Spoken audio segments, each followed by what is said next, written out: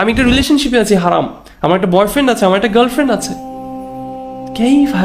কিভাবে সম্ভব? আবার সে বলে যে আমার আমার এই ভালোবাসার মানুষটা হি রিমাইন্ডস মি অফ আল্লাহ।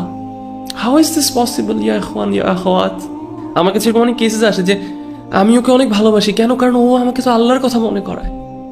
ওকে দেখলে আমার আল্লাহর কথা মনে পড়ে না, ওকে দেখলে আপনার শয়তানের কথা মনে পড়ে, ওকে দেখলে আপনি শয়তানের কাজ করতেছেন, ওর সাথে আপনার শয়তানের না, কিন্তু ও তো আমাকে ফাজরের সময় তুলে। এটাই তো দ্য ট্র্যাপ অফ শয়তান।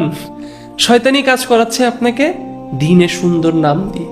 সুবহানাল্লাহ, আপনি ফাজরে উঠতেছেন গুনাহ করে, আজীব। সুবহানাল্লাহ, আপনার গুনাহ আপনার ঈমানকে কমাবে, বাড়াবে না। সে আপনাকে আল্লাহর কথা মনে করাবে না, সে আপনাকে আল্লাহ থেকে দূরে নিবে আরো। সো আমার কাছে সাধারণত যখন এরকম কোনো কেস আসে রিলেশনশিপের, আমি তাকে বলি আপনি কি তাহলে আসলে ওনাকে অনেক ভালোবাসেন? বলে নিশ্চয়ই অনেক ভালোবাসি।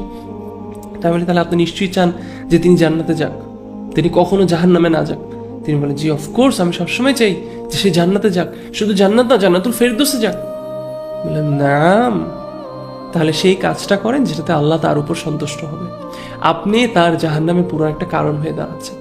যেই ভালোবাসা আজকে আপনি তাকে দিচ্ছেন, কিয়ামতের ময়দানে এটাই হবে, সেই ভালোবাসাটাই কালকে কিয়ামতের ময়দানে কারণ হবে আপনাকে দোষারোপ করার জন্য, জাহান্নামে পুরার জন্য। তখন আর মানতে রাজি না, তখন বলে না না, আমার তো ঈমান এটাতে পারে। পুরা মানে এটা পুরো কন্ট্রাডিক্টরি কথাবার্তা।